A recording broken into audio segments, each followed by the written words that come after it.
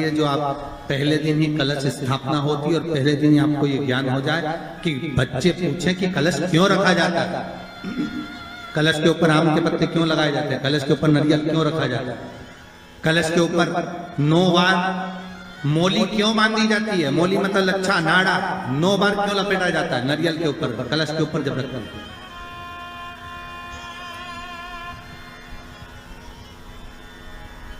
कलश के ऊपर जब जब श्रीफल रखाता है, नारियल रखाता है, तो उस पर 5 बार 7 बार मोली नहीं लपेटी जाएगी, तो 9 ही बार लपेटी जाएगी। 5 या 7 बार लपेटते हैं तो कहते हैं कि लक्ष्मी की छिन्नता होती है, और वो 9 बार लपेटी जाती है तो भरपूर लक्ष्मी का भंडार भरती है। क्यों क्यों कहते हैं? भगवान कुंभ का निर्माण कर रहे हैं, भगवान कलश का निर्माण कर रहे हैं, और भगवान स्वयं ब्रह्मदेव कर रहे हैं कि आप ऐसा निर्माण कर दो जिसमें 33 कोटि देवता स्वतः विराजमान हो जाए। तो भगवान ने उस कलश का निर्माण कर दिया। अब कलश का निर्माण करा तो स्वयं भगवान ब्रह्मदेव बोले, प्रभु इस कलश के अंदर मेरा स्थान कहां है, मेरा स्थान कहां है?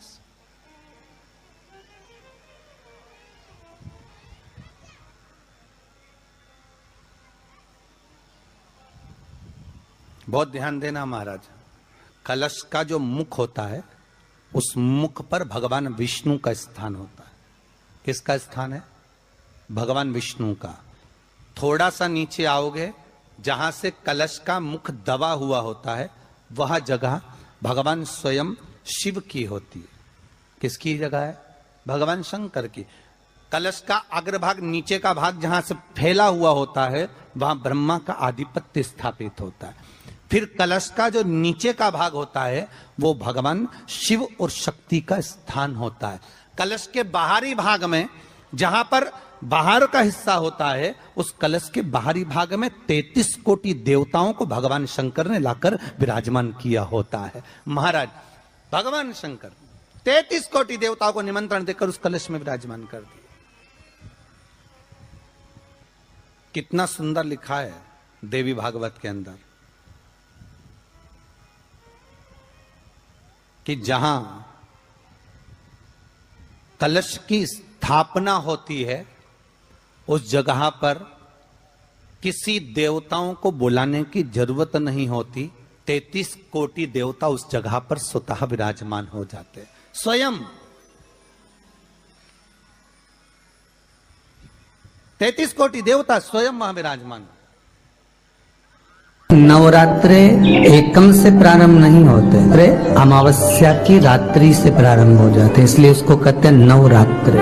क्योंकि नवमी के दिन माता जी का विसर्जन हो जाता है, जवारों का विसर्जन हो जाता है, व्रत करने वाले कन्या पूजन भोजन भंडारा कराकर विराम दे देते हैं। तो नवमी की रात्रि उसमें नहीं जुड़ा पाती, उसमें रात्रि अगर जुड़ती है तो ये अमावस्या की रात्रि से जुड़ना प्रारंभ होता है, तब जाकर वो नवरात्रि पूर्ण हो पाती है। पितृलोक में पितृ जैसे निवास होकर भी इंतजार करते हैं। 4 नवरात्रे हैं तो 4 ही श्राद्ध हैं। आज मौनी अमावस्या है, श्राद्ध का विराम हो जाता है और कथा अर्थात नवरात्रे प्रारंभ हो जाते हैं दूसरे दिन। तो यहाँ शास्त्र कह रहा है जैसे हमें प्रतीक्षा रहती है कोई अच्छे कार्य की, कि घर में कोई शुभ कार्य हो, घर में कोई अच्छा आयोजन हो तो अपने को आनंद होगा, प्रसन्नता होगी। उसी तरह हमारे जो पूर्वज चले गए, जो पूर्वज चाहे वो अधोगति में गए हों, चाहे वो देवगति में गए हों, चाहे वो पितृलोक में निवास कर रहे हों, तो जितने भी पितृलोक में निवास करने वाले पूर्वज होते हैं वो भी ये विचार करते हैं कि हमारे घर के वंश द्वारा, हमारे वंशजों द्वारा कोई ऐसा सत्कर्म हो जिससे हमारे जीवन की वितृप्ति हो और हमें आनंद की अनुभूति हो।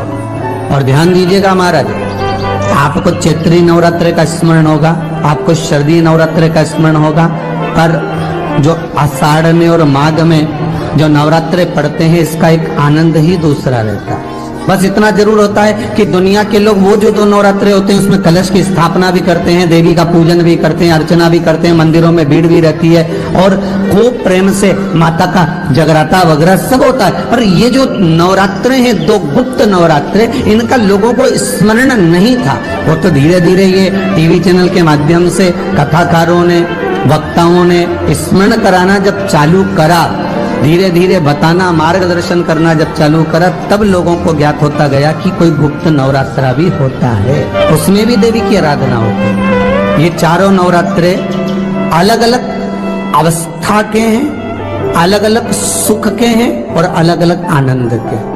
आपके घर में पितृदोष है, आपको ऐसा महसूस होता है, तो किसी भी नवरात्रि के पहले जो अमावस्या पड़ती है, जिस दिन अमावस्या रहे उस दिन चावल की कटोरी में एक कपूर का टुकड़ा रख दीजिए, छोटा सा, और कपूर का टुकड़ा रखकर उस कपूर को दरवाजे के बाहर कटोरी में ही, चावल रखी हुई कटोरी में ही उसको पितरों का स्मरण कर कर जला दीजिए।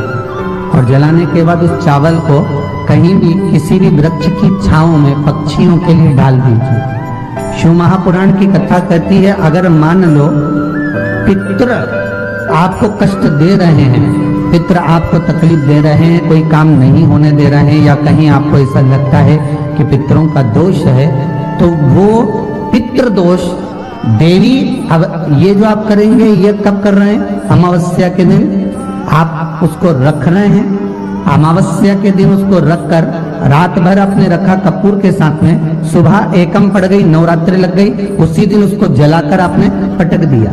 अर्थात उससे देवी और पितृ इन दोनों का आशीर्वाद जो प्राप्त होता है, तो घर में से पितृदोष समाप्त होकर लक्ष्मी की वृद्धि प्रारंभ हो जाती है, कार्य में सिद्धता आ जाती है। और नवरात्रि में भी देवी की आराधना का एक स्मरण का सुख है महाराज। ज्योत का विधान है, नवरात्रि में देवी की ज्योत लगती है, अखंड ज्योति लगती है, जवारे बुआए जाते हैं, कलश लगता है। ज्योत का भी विधान है, जिसके यहाँ दिया अखंड जलाया जाता है, अगर वो दिए की लो, दिए की बाती अगर दक्षिण दिशा की होती है, तो उसके घर में साल भर में एक घात जरूर होती है। जो दिया अखंड जलता है उसकी बाती का मुख दक्षिण का नहीं होना चाहिए।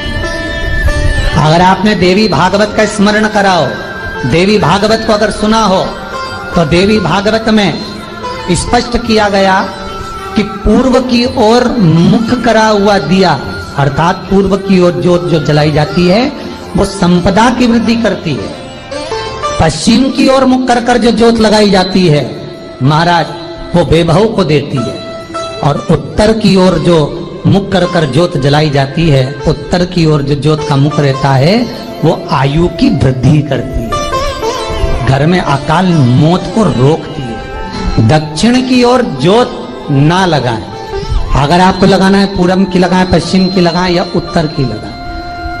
और जितने दिन महारानी जगदम्बा जगतधात्री दुर्गा भवानी चैत्र नवरात्रे में, शरदीय नवरात्रे में, आषाढ़ी नवरात्रे में, आदिक पौष नवरात्रे में हम जगत जननी जगदम्बा की जब स्थापना करते हैं, या हम नूतन घर का प्रवेश करते हैं, या गणेश जी की स्थापना करते हैं, या कोई दुकान को प्रवेश करते हैं, या कोई शुभ कार्य करने के लिए अग्रण्य होते हैं, तो हम कलश की स्थापना क्यों करते? कलश के अंदर आखिर ऐसा क्या विराजमान है कि 33 कोटि देवता उस कलश के अंदर आकर बैठ जाते हैं? आप कोई यज्ञ करने जा रहे हो, आप कोई पोथी पुराण करने जा रहे हो, आप कोई अच्छा कार्य करने जा रहे हो, तो ब्राह्मण देवता कह देते कलश की स्थापना होगी, कलश की शोभा यात्रा निकलेगी, कलश यात्रा निकलेगी, कलश विराजमान होगा।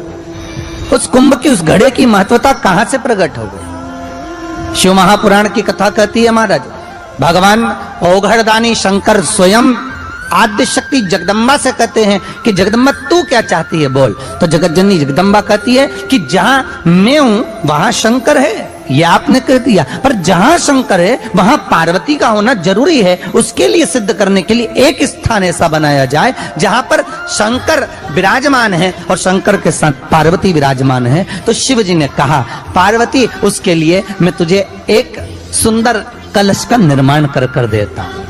अष्टमी के दिन कन्याओं का भोजन कराओ या नवमी के दिन कन्याओं का भोजन कराओ, पर देवी भागवत तो कहती है देवी भागवत वर्णन करती है कि पहले नवरात्रे से लेकर